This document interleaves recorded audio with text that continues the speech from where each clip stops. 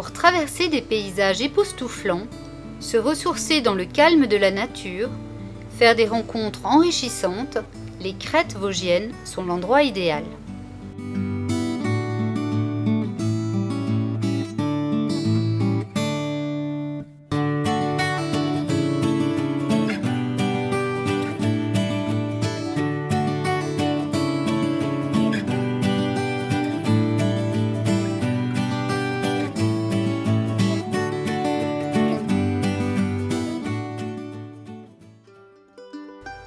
Prenons encore plus de hauteur avec Jean-Christophe Fassel, parapentiste qui s'apprête à s'élancer dans les airs. Ça fait 26 ans que je vole et voilà, j'ai découvert ça à 19 ans et ça m'a tout de suite plu. Mais bon, c'est que depuis 2007 que je m'y mets vraiment à fond avec les objectifs championnat de France cette année-là, à la fin août en Alsace ce sera.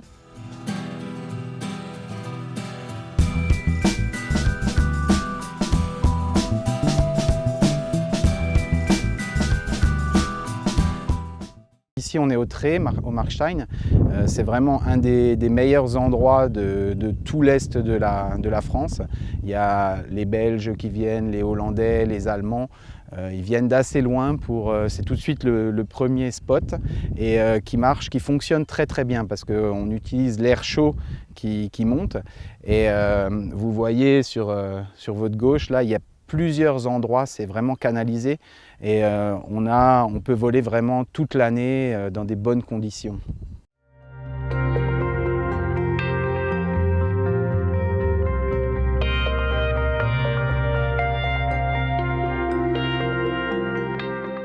Un sentiment de liberté totale, il n'y a absolument aucun bruit à part celui de nos instruments.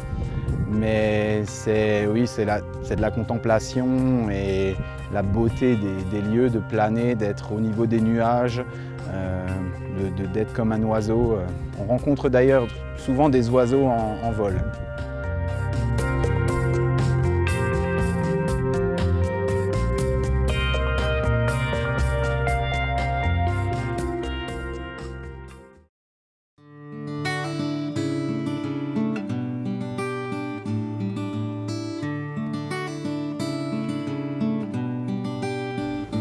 Partons du Tré jusqu'au Petit Ballon.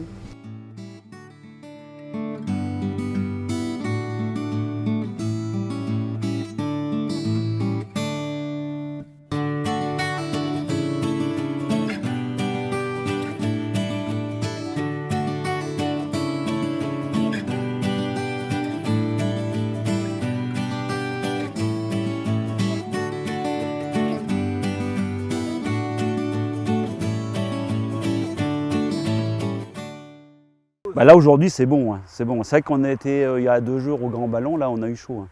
C'est vrai que là le temps il est quoi, 25 degrés à peu près.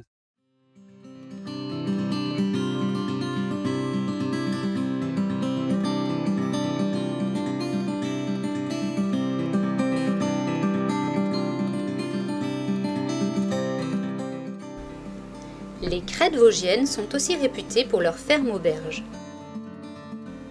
Véritables garantes de la tradition vosgienne, les fermes-auberges allient l'activité agricole à celle du tourisme.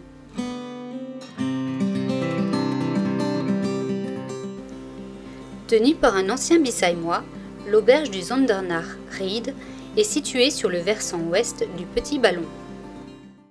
C'est une ferme de montagne qui est classée aujourd'hui ferme-auberge.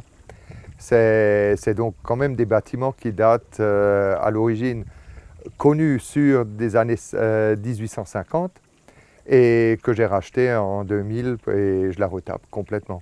Alors on est classé ferme-auberge, on se doit de produire avoir des productions, soit animales ou végétales. Nous on a un peu les deux et d'année en année on augmente nos quantités de production pour en faire des menus et les servir aux gens. Pour Michel Scherzinger, tenir une ferme-auberge, être paysan, faisait partie de sa destinée. Oui, il ne peut pas en être autrement parce que depuis l'âge de 8 ans, je voulais être paysan. Donc je ne voyais pas un autre métier à le remplacer. Donc il était important pour moi que, avant que je quitte cette planète un jour, que je sois paysan. L'une des spécialités de cette ferme auberge est l'élevage de la poule noire d'Alsace. J'ai participé à la remise en valorisation, pour revaloriser vraiment la poule d'Alsace. Ça fait 4 ans que je travaille sur ce sujet-là. Et surtout, moi, ce qui est important pour cette race, c'est que si on crée une nouvelle filière, qu'elle le fasse en bio. Et donc, je ne peux plus concevoir personnellement qu'une nouvelle filière ou un truc puisse se faire autrement qu'en bio. Donc, ça fait 4 ans que je travaille sur ce sujet, à cette altitude. C'est sûrement l'élevage de poules le plus haut d'Alsace. Derrière sa passion de la paysannerie, il y a aussi un véritable combat contre l'uniformisation, la globalisation de l'agriculture. Cultiver ses légumes, élever ses animaux, savoir se nourrir à travers ce qu'on a. Je pense que ce droit au savoir, il nous appartient. Il appartient à la paysannerie. Et je reste persuadé que les industriels de l'agroalimentaire n'ont pas à venir détruire cela. Ils ont un autre rôle à jouer et qu'ils le jouent. Mais nous, on a un rôle en tant que paysans qui doit s'acquérir à nouveau cette fierté de ce savoir et de ces produits qu'il peut faire.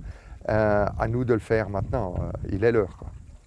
Eh bien, écoutez, tous ceux qui me reconnaissent et qui m'ont connu, à tous ceux que j'ai fait des sales coups aussi, par une jeunesse, je vous salue bien tous. Merci. Cette journée sur les crêtes vosgiennes s'achève en admirant un magique coucher de soleil vu du petit ballon.